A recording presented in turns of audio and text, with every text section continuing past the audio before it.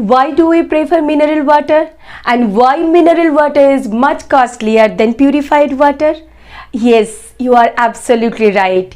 पानी तो दोनों में ही है, बट देखो सेकंड जाग के साथ और भी बहुत सारे मिनरल ऐड किया गया, जो क्या है, magnesium, zinc, calcium as well as iron.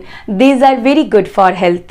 Hello everyone, this is Kasturi and you are watching SST Buzz. In today's session, we are going to learn about mineral and different types of mineral. So, without wasting time, let's start. पहले तो हम ये जानेंगे कि what are minerals. Minerals are naturally occurring substances. हम नहीं बनाते हैं, it forms automatically. And the second condition is there which have definite chemical composition. वो definite chemical composition है, तभी तो different kinds of mineral are known as different name. जैसे कि symbol के साथ ferrous means iron, Fe, calcium, Ca, है ना. तो ये because of that particular chemical composition they have their specific characteristic also. अब हम जानेंगे कि मिनरल मिलता कहाँ है. ऐसे ही डिगिंग आउट करने से ही मिनरल हमें मिल जाता है? Definitely not. तो हम ओर और रॉक के बीच में एक छोटा सा डिफरेंस है, वो हम जानेंगे. जो क्या है, ओर को हम रॉक तो बोल सकते हैं, one type of rock, but rock को हम ओर नहीं बोल सकते. वो क्यों? क्योंकि हम पहले ही एक एग्जांपल ले लेते हैं, जैसे कि gold mine sector. Gold mining sector में जैसा ही खोद लेंगे तो जो गोल्ड हमें दिखाई देते हैं वो गोल्ड ही मिल जाता है? ऐसे ही नहीं, वो एक्चुअली ओर फॉर्म में होता है. एंड वो ओर से फिर हमें जो पर्टिकुलर टाइप ऑफ मिनरल, वो गोल्ड भी है, सिल्वर भी हो सकता है, डिफरेंट अदर मिनरल्स भी हो सकता है, वो हमें स्पेसिफिक करना पड़ता है और वो हमें रिफाइन करना पड़ता है. तो ओर जो है वो रॉक फॉर्म में है with valuable metal. If we are selling out, then definitely we can get a good profit. That is ore. And now rock, the outer layer of the earth, definitely. And the second one, also ये rock में one or more than one type of mineral we can get, but we can't take as a ore. Why? Because this rock is known as the mineralized rock. Rock के अंदर mineral है, but ओर जहां पे होंगे वो that is more valuable. Types of mineral पढ़ने से पहले हम एक स्कूल वाला एग्जाम्पल ले लेते हैं. जैसे कि during annual function all the students are categorized into different section. It may be grade wise, it may be passion wise. These students are for drama, those students are for music, isn't it? ऐसे क्यों करते हैं? क्योंकि एक each and every student का जो specialisation है, special characteristic है, उनके बारे में हमें पता चलता है. तो अगर हम मिनरल के बारे में जाने तो around 6000 minerals are there in the earth.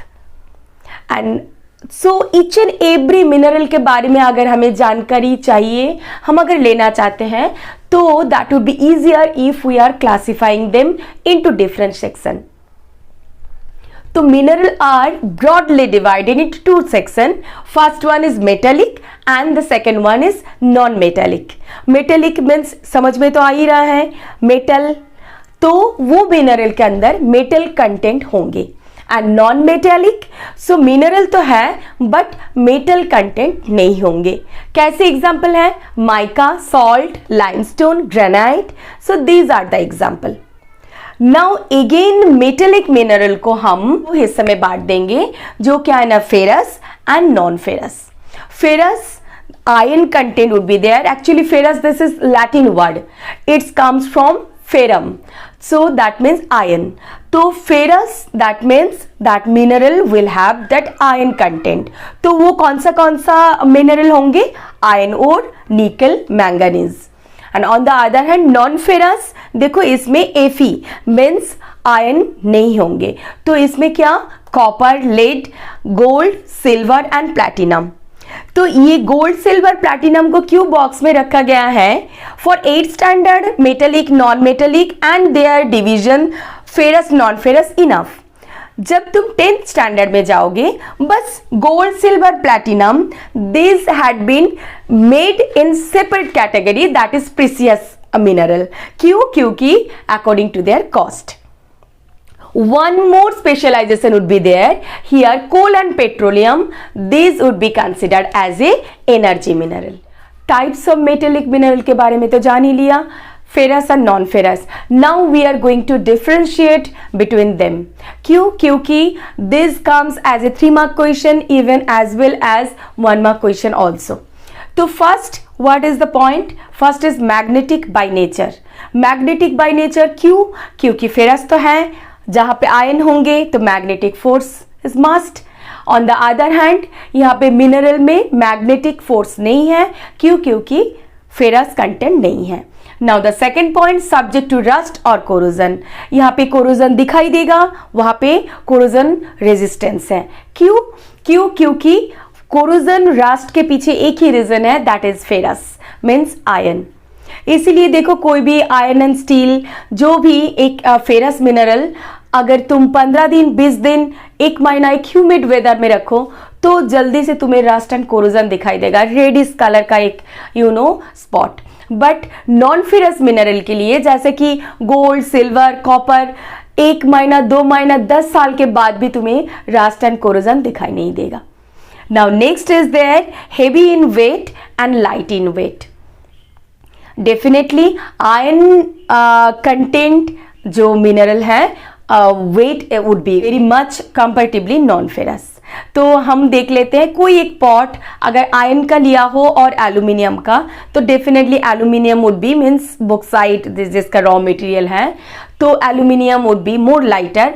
Here on the other hand जो आयरन ओर का, आयरन एंड स्टील का है, that is more heavier. Now next is there comparatively less malleable and more malleable. Malleable means the power of melting. तो melt तो दोनों ही होता है, ferrous and non-ferrous दोनों ही melt होता है, but this non-ferrous are more malleable than ferrous and ferrous are less malleable than non-ferrous.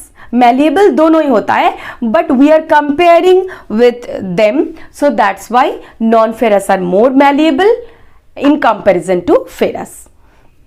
And now last example, iron ore and nickel are the example of ferrous, and on the other hand copper and gold are the example of non-ferrous.